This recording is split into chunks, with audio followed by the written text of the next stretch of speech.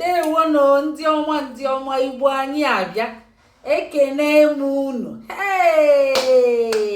Ka anyị lụsi bọọlụ ike ka ndị Igbo were nweta asụsụ ha.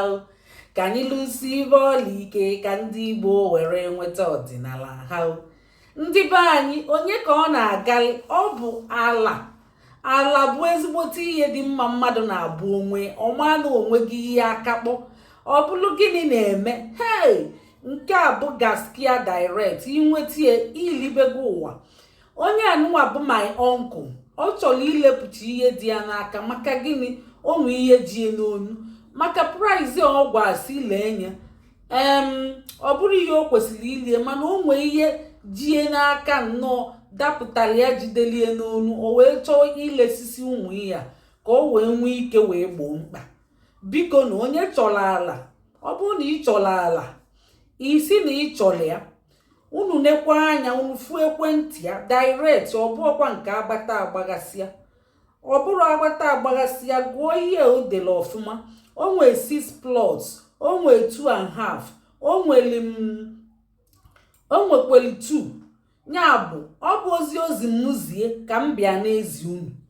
Biko unu nwee ndidi, cheenu ka ntinyelu unu ihe okwu ka unu gele, unu ga-aghọtakwu ya ọfụma. Biko geenu ntị, chekwelunu 1 minute. Biko unu ewe n'iwe, ka unu nụlụ ya. Chelu ka mma agbanyetie ka o wee ka anụlụ ihe okwulu ọfụma, ka unu nụ ihe okwu, ka ntinyelu unu ihe ọbịa kwulu.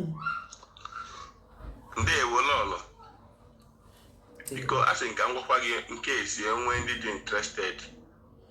Enwe m property nchaghele. Ofu dị na Obigbo West, Obigbo.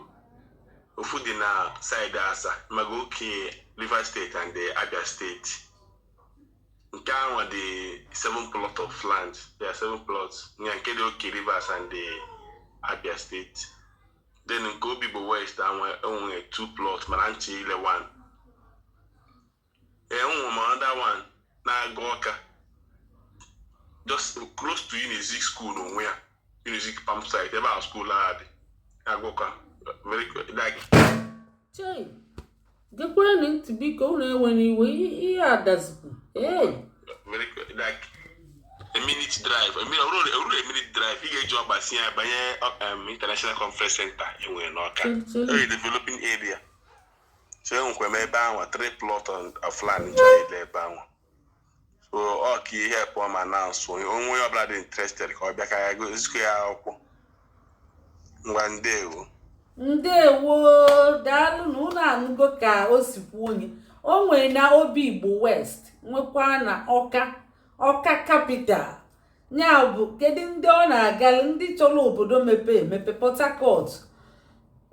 Ndị be anyị, unu atụ n'uche. Nke a na-ebu mụ na-anapụ n'aka ebe o nwere uche adịrị ya.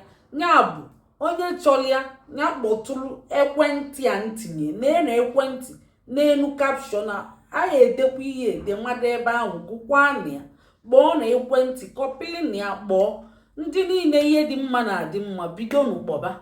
Ngwa ndewo na onye gazielu unu, ka emesịanụ.